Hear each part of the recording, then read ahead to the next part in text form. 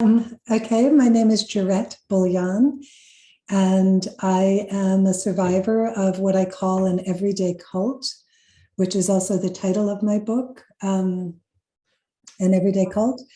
And what I mean by that is I was in a psychological, new agey self-help kind of group for 18 years. And throughout that time, I experienced at first pretty mild involvement, but then it grew and grew and grew. It was like an erosion of my capacity for discernment. I started the group when I was 33 years old, and I got out when I was 52. So, I was fully an adult. I, was a parent. I had a young child, a 6-month-old baby. And I experienced this kind of increasing erosion, not only of my capacity for discernment, but also like my world became more and more focused on this organization and the good that it was doing in the world. And I became more and more dependent on my teacher. So the teacher, a lot of the work was really based on working with dreams. So my dreams were analyzed and they were, channeled. I became more and more dependent on my teacher for making, like any decisions. And it really grew to the point that I was utterly dependent. And my life was so wrapped up in this work that I really didn't have a life outside of it, except for the fact that I still worked in the world. I ran a business. I bought a cleaning company at my teacher's recommendation, and that was a source of income so that I would be able to pay for more and more classes and retreats and private sessions with my teacher. And, really like everything that I did was, with what we called the work, was at the heart of it. So I would, each week I would have my dreams analyzed, and I would learn like what my progress, what I needed to do in order to be like an enlightened, true woman of God. But each week I also learned about what I needed, how my pathology, that's what we called it, my pathology is what got in the way of actually manifesting and really becoming a true woman of God. And that, there were all kinds of things. Like I was berated. I was really, a whole identity was formed around me because my teacher could see that I was naturally, now I know that I'm naturally a very loyal person. And my loyalty and my dedication and my self-interest in growth, like I was also an idealist, my idealism to help to support me to make the world a better place was driving everything that I did. And he created a narrative that, and really an alternate identity, where I was actually I was seen as someone who was very controlling. And I would manipulate people to get what I wanted. That was, and this was like a sneaky undercurrent part of my pathology that I really needed to purge myself from so that I could actually be a pure person, woman of God. We use that phrase a lot. We didn't so much work with the word enlightened, but it was, it was an 18-year odyssey, really, of my involvement. that, like I said earlier, that it started out kind of fairly mild, but it grew into, acute dependence. Like he was part of, deciding to buy a business, to have a child, to have a second child. Like I wouldn't make a decision like that without his involvement and support. Even clients, the work that I chose, like how I communicated with my clients and customers, was my office manager in the business that he encouraged me to buy. I hired someone who was also in the same group, and we had to have sessions together, my office manager and I. So it was like another form of revenue for my teacher, my ex-teacher, but more and more dependence. Like I couldn't make business decisions without his support and advice.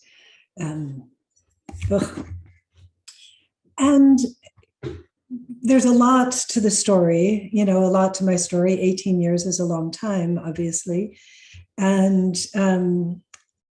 I got out when there was a crisis in the organization.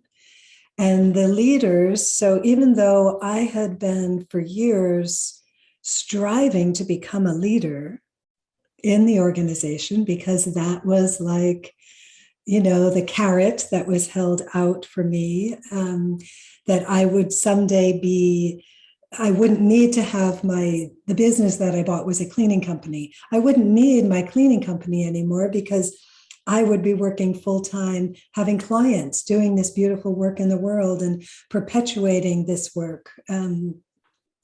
So I was striving to be a leader, but I never became a leader because of the way that my teacher could manipulate me so that I stayed in dependence instead of actually becoming, a more autonomous person. There's a way that my development was really hindered. And other people, might come in with different skills, and they could very quickly proceed into leadership. And I would stay in the low place of never quite getting it. So I had to work harder and be more diligent and spend more money and go to more retreats and, have more dependence on this organization and the teachings in order to get where I wanted to go. And what happened in the end is that there was a crisis in the organization, and the 6 top leaders, so there were these leaders, they all left on the very same day. So in one day, they all left the organization. And that created this massive rupture. And even though at that point, I thought that I was progressing because I was on what was called executive committee, which I thought was which I was told was the decision-making body of the whole organization, but it wasn't.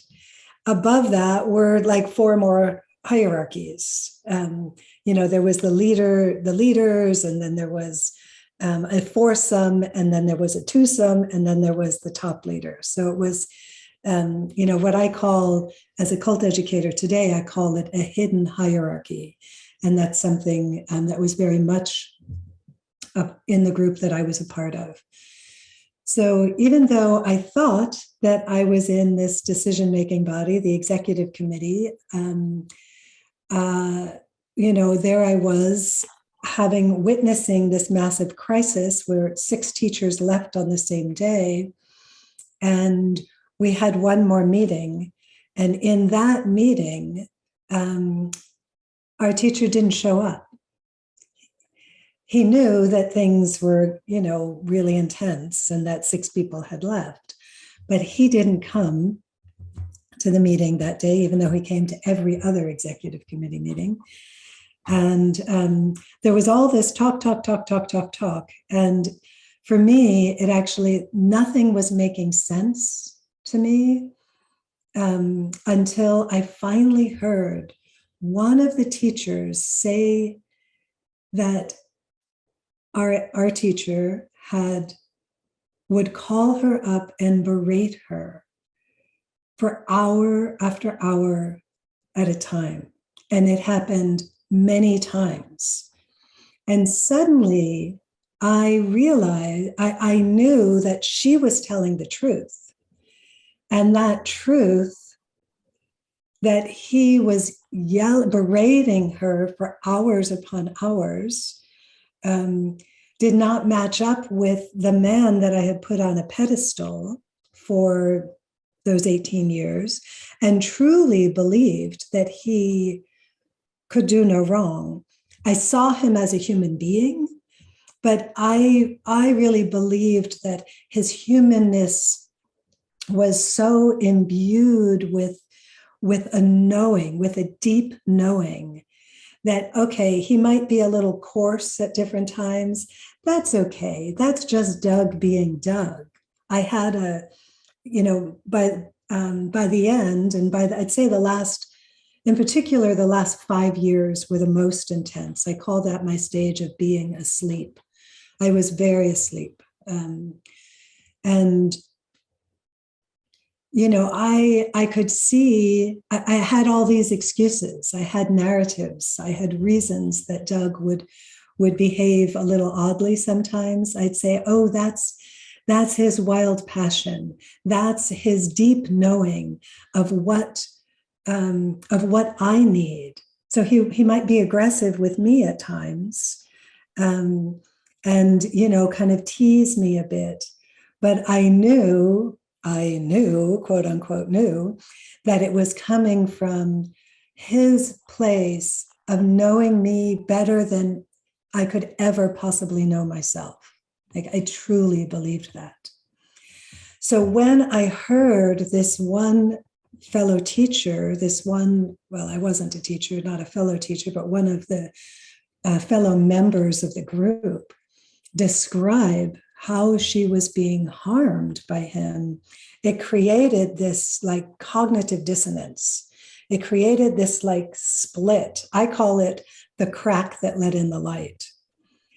I knew she was telling the truth. And I knew that what she was saying did not match up with the pedestal that I had put him on. And that crack became, for me, what was a very sudden coming out of the group. I know, since I work with cult survivors today, I know that very often there are many steps and many, what I might call, to use the crack analogy, smaller cracks or little fissures that start to weaken the indoctrination the walls of indoctrination that we're living in. For me, it was that one big crack. And when I left that meeting, by the time I drove an hour home after that meeting, I had a very powerful experience standing, in my own driveway and realizing that my husband, who had also been doing the work, but he left 2 years before me. And he was also never quite as bought in as I was. So he had a little bit more distance.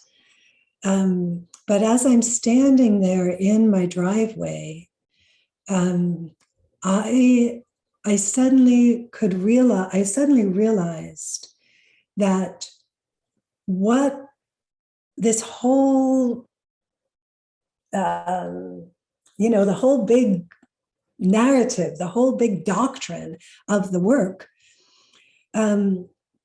was actually a wedge between my husband and I. That it was something that he, that I always had to choose. Every step of the way, I was being forced to choose my husband or the work. And by that 5 years in, or, at this 18 years in, I was always choosing the work until like that realization was just massive for me. And I literally like walked into the house, the kids were sleeping, my husband was sound asleep. And I woke him up and I said, we need to talk. And, I just kind of spilled all this out. Like it was a massive awakening. It's part of why I called it asleep before, is that I really, truly woke up. Like I woke up to something so unhealthy and realizing that Doug, my ex-teacher, could treat my colleague that badly, because she's someone who was abused. There was a lot of abuse in her childhood, and that he could treat her like that was so unconscionable. So my conscience woke up about her. But then through my hour drive home and then having my realization in the driveway, I realized how badly my husband was treated. And it took a while for me to actually, to see that I was also treated badly. But it was seeing it in other people first that's what really woke me up. And it was, my husband actually told me that he had been like waiting for this moment, definitely in the last 2 years since he had left fully. But he had, like I said, he had a little more perspective than I did. And that's also part of why he was treated badly, is that he was seen as a threat to the organization. I believe that even though he also, he was in for 16 years, so he was deeply involved, but he would challenge Doug. He didn't just accept what Doug said. He would ask questions. He would, he actually, because he challenged statements or just, asked some basic questions at times. He was earned the title, the nickname of patho-trickster. So he was actually identified as someone in the group. He was identified as someone that you couldn't trust because of the way that he challenged. And I think in that way was a threat. My husband was also in a training to be a therapist. So he started it, I think it ended up taking him 5 years to complete his licensing, 4 or 5 years.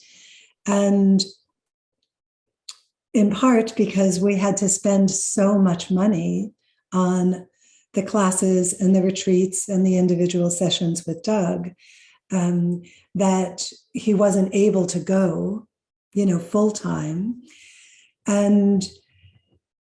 But the process of being in his training to become a therapist and a mental health clinician is part of why he was challenging. So the organization also had a school where you could train to become this, this therapist. He was in that training as well. And so then he would do like case studies of, people that he worked with and the way that he was being taught to work with people into his training. And then they would question him. And so that whole process was one in which he was like, continually having his little awakenings of like, maybe that's not okay. Maybe that's not really ethical. So his transition out was more gradual, because of that. So after I left, for me, it was so sudden. Within a week, I was able to identify that I had been part of a cultic group. And it was actually really helpful for me to use that word.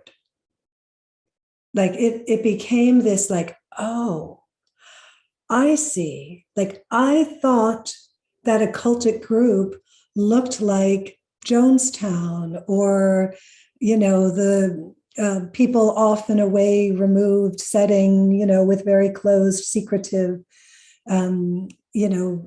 insular environment. But I realized that actually what I had gone through psychologically was the same thing that someone, who had been involved in, what I saw more classically as a cult. And I would say that I don't think I mentioned this earlier, but I was a teacher for 19 years. Part of that time while I was in the group, while I was in this everyday cult. And so when I got out, my educator self, who I had kind of divorced myself from in the last 7 or 8 years, because it's just a core part of who I am. And now I see that the leader was actually doing everything possible to actually separate me from my core values.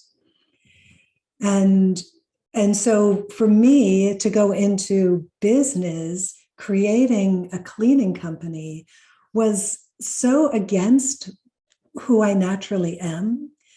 But because it happened in the context of the work, I thought it was, God and the divine flowing through me, flowing through Doug to help me. So I went along with it. But when I got out, my teacher self woke back up. And I just had this question, like, how is it possible that I was that lost? That I was that lost from myself for that long? Like, how did I let it get that bad? Like, what actually happened to me?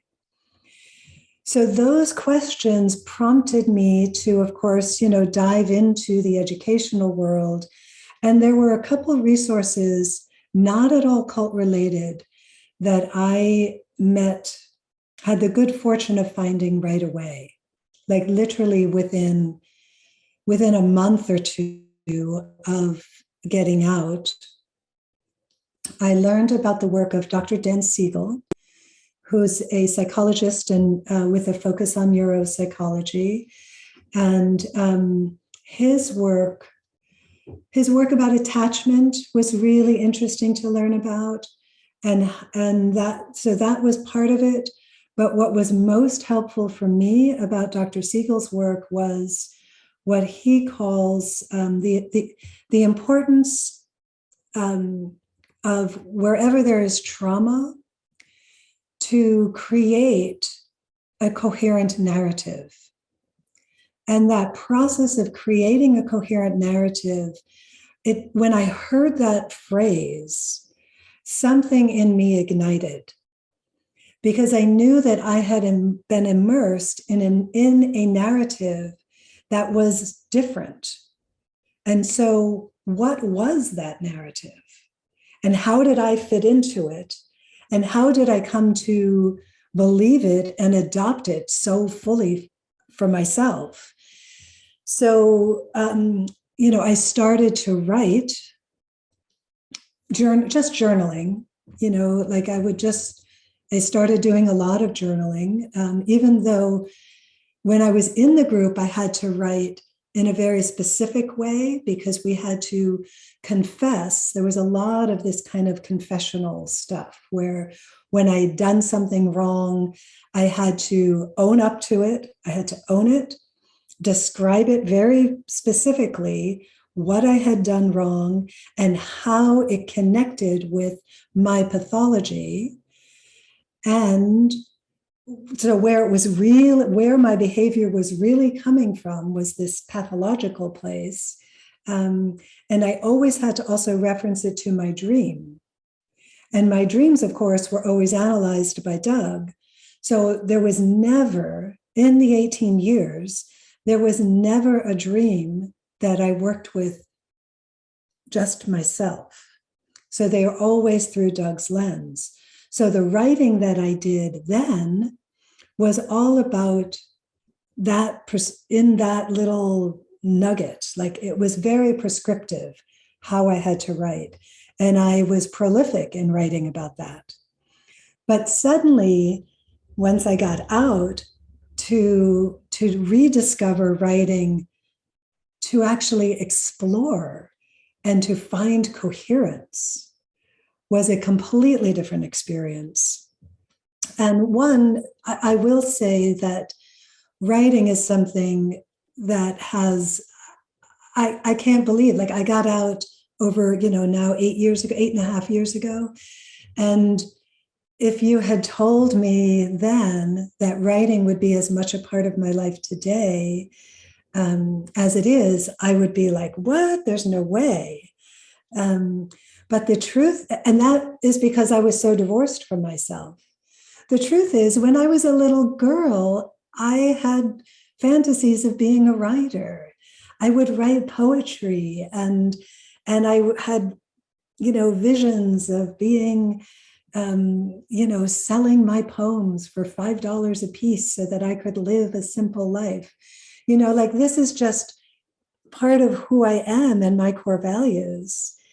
And, now I'm able to actually work with writing in such a beautiful way, not only for myself, which I continue to do on a daily, not always daily, but regular basis, certainly several times a week. But I also support others in writing. I've developed a whole writing course called Writing to Reckon for people who have experienced what I went through or something similar, either religious trauma or cultic abuse of any kind, whether it was in, a more insular kind of environment or in a business environment, like a multi-level marketing or, even one-on-one cults, people that are in these intense, intimate relationships with someone who's, a malignant narcissist, those parallels are so similar. So writing, my work today is so much about supporting people to find their coherence of the trauma, of the confusion, of the complexity of what they went through. And I'm incredibly grateful for that. So, and that really all rises out of meeting the work of Dr. Dan Siegel within, a few weeks of getting out. What I learned through my own writing process, it ignited in me something again that I think has always been with me, but my interest in hearing other people's stories and the beauty in other people's stories, and how when we're in a controlled environment, in a controlling group of any kind, our stories get silenced. What we get to explore in the controlling group is everything within that context. And our life is, kind of focused around that. But when we are able to get out of that environment, we can discover that there's a whole nother narrative about how specifically, like how each of us as individuals, what our journey was. to, into indoctrination, and what our journey was in getting out.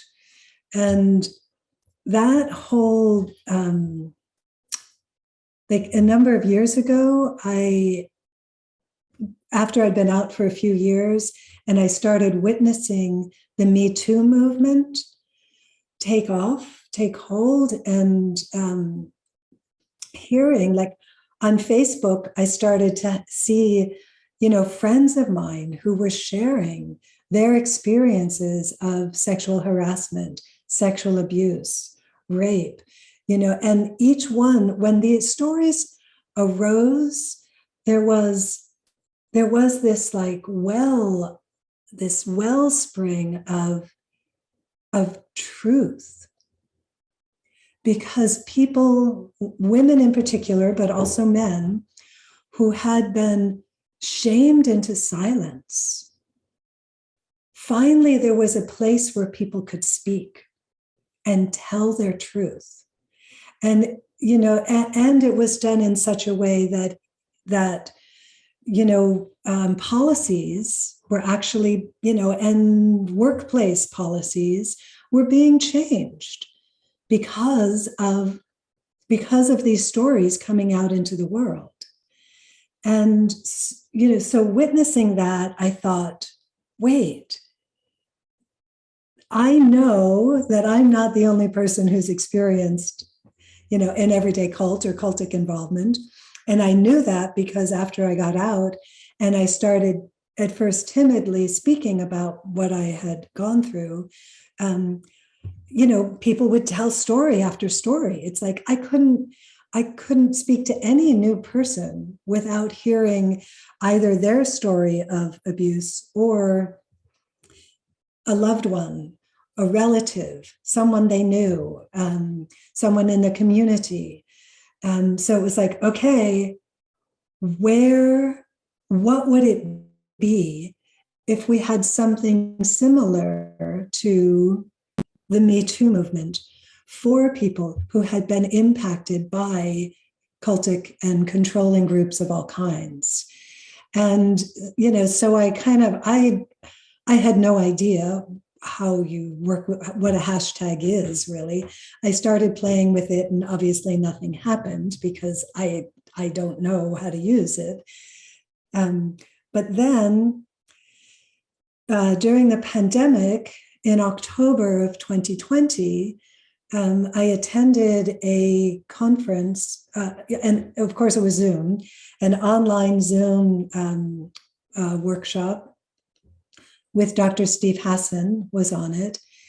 And the way that he was speaking really inspired me. And my good friend, Mark Laxer, he's also a cult survivor.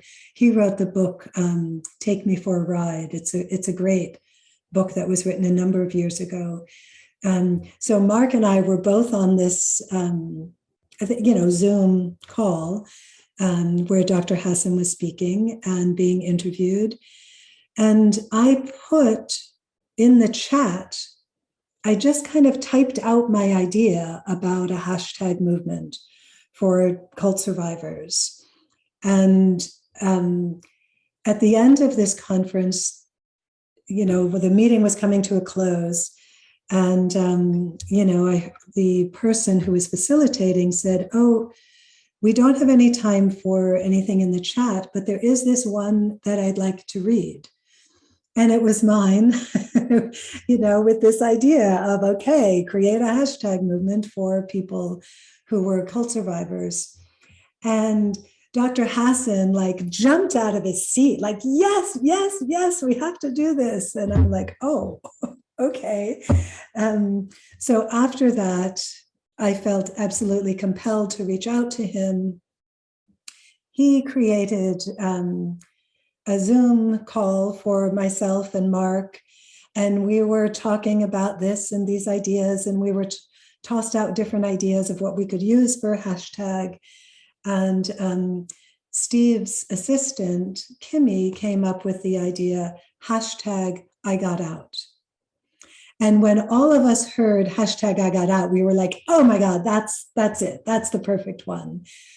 But what we did not know is that someone on the other side of the country, we're all on the East Coast, meaning Mark, Dr. Hassan, and I all live on the East Coast, the Northeast, actually. And we didn't know that someone on the other side of the country had already bought igotout.org because she wanted to create an organization. She had watched The Vow and had been connecting with Sarah Edmondson, who's one of the key whistleblowers of The Vow, about creating an organization to support cult survivors. And she saw that Dr. Hassan had started to use hashtag I got out. So she reached out to him, called him on the phone, and within an hour or two, all of us were on a Zoom call together. And that was like how, igotout.org and hashtag I got out was born. And since then, that was October of 2020, and since then we have really created this platform where the sole mission, the single mission, is to provide a place for people to share their stories. Because when we can speak the truth of what we ourselves individually have unequivocally experienced, and we can express it in whatever way we want, whether it's poetry or a long written narrative or a 2-paragraph something, or half-written sentences, or a video, or through a song, or through a dance, whatever way our story can be expressed, that process is in and of itself an integrative process. It helps us, the storytellers, but the power of the hashtag I Got Out movement is what we've learned since October of 2020, is how much other people are helped. So when you hear somebody else's story, you get to connect the dots on your own story. And I've been out for 8.5 years, and I am literally every day, there are new pieces that are coming together because I have the, incredible honor of hearing so many people's stories. And my maybe not so humble belief is that these stories truly are changing the world, making the world, like, the more awareness that we have about abuse of power, the better off our entire society is. And, and I'm speaking of global society, the better off humanity is when we can truly reckon with destructive power dynamics and see them for what they are and articulate when that's what's going on. And when we ourselves can step back and not engage, not be a victim, and also not engage in, I feel like there's a kind of horrific,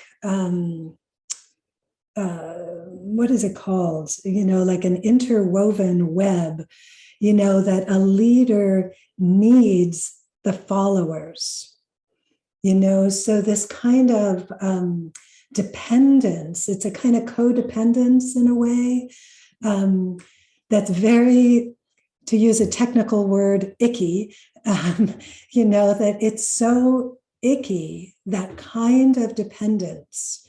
And if the more we understand cultic dynamics and the mechanisms that are used to control people the more readily we're going to recognize that ickiness and say, I'm done. That's not something I'm going to participate in anymore. For me, it can be as simple as shortly after I got out, I was on my computer and got, like this screen of death, and I got sucked into a computer scam. Someone who was going to fix my computer. I gave them access to my computer. I went really far, and there was something that he said. This, supposed computer expert, just before I gave my credit card, that connected for me with how I had been hoodwinked by my ex-teacher. And it was like, oh, stop. I stopped. And it's incredibly empowering, to get to that point and to say, nope, I'm not going there. Lisa, who's the other co-founder of IGotOut.org, she uses the expression noping out. It's like, okay, nope, I've been there, I've done it. We get to nope out on this now. And that kind of, that sense of empowerment is just extraordinary. And it's also super important, I think, for us to have a ton of self-compassion, because we are all human. We will make mistakes. We will get schnookered again. I don't know if you know that word schnookered, but it's one that I like. I like the words they're somewhat old-fashioned, hoodwinked. We've been bought, we've been manipulated. But, it's one of the, it's just part of the human experience. And when we can bring both self-compassion and a huge amount of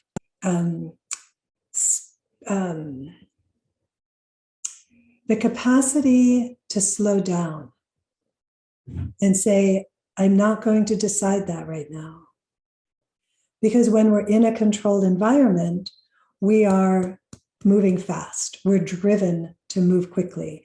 There's no room, there's no time to reflect. And the truth is, there's all the time in the world for us to step back and make a conscious decision of what's best for ourselves at any given point.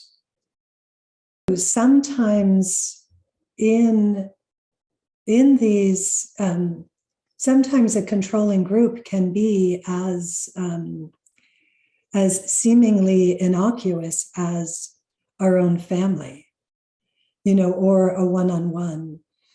I have definitely experienced quite a few of my clients and students who, writers who come to the writing course, who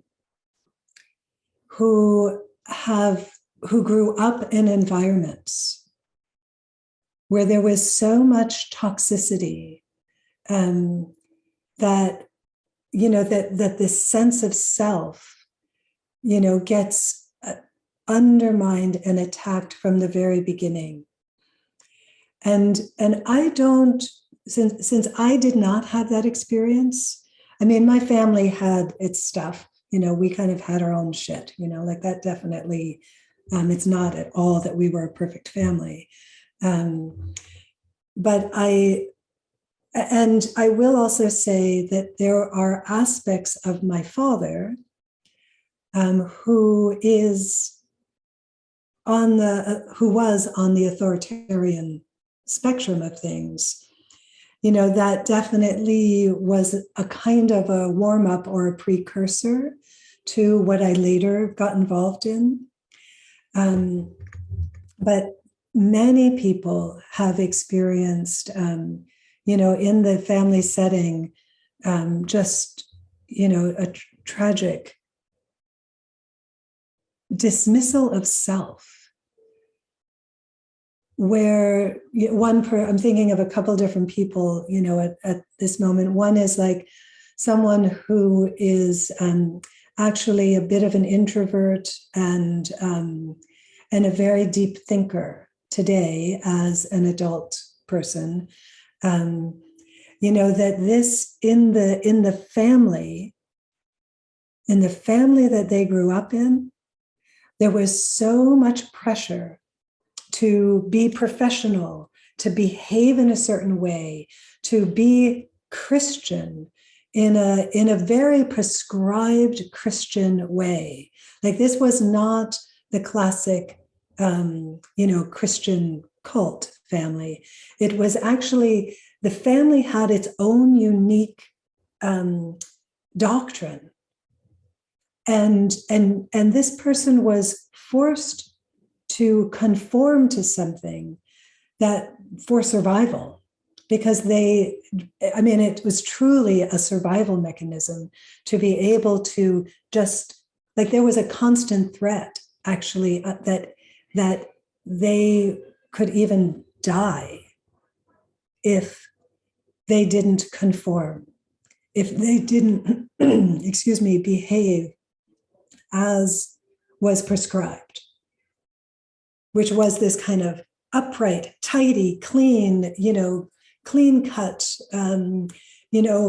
hair always trimmed perfectly. And this person today, their authentic self has emerged in a vastly different reality from what they were raised in. And the amount of the decades of work, to heal from the toxicity of that environment is just, it's heartrending, really. And at the same time, it's a testament to the extraordinary resilience that we have as human beings. Like, it blows me away when the abuses that I take in through the writing, through the stories, through the lived experiences of my friends, my colleagues, my clients, the writers who come to my classes. They're horrific, truly, like, I've been, privy to hearing stories of, like, literally, torture and extreme abuse and slavery, and, like, to a very extreme degree. And yet, like, there they are, like, speaking and standing up and saying, this was not okay. This is actually not human. I was dehumanized to a point that is completely unacceptable. And I am telling my story so that others can hear it, and so that we can recognize that this is, that we can actually, I hate to use the expression make a difference because it sounds so trite, but what I've witnessed is that when we hear each other's stories, it does make a difference. And it makes a difference that inspires us to, to actually step into our humanity more fully. And it actually is a kind of saying yes to life, despite the atrocities that we've endured, that we've lived through. It's just so powerful. It's just so, it truly, like, inspires me every day. Like,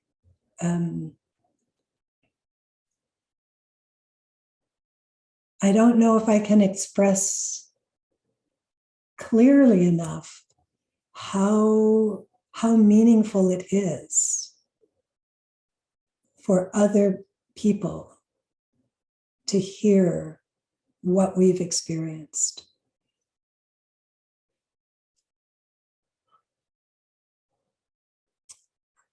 And yet it's what I experience. It's what I guess, the phrase, it's kind of what I know to be true. That just, it's like, I know it, I feel it in my bones, I feel the truth and the power of it. I trust it.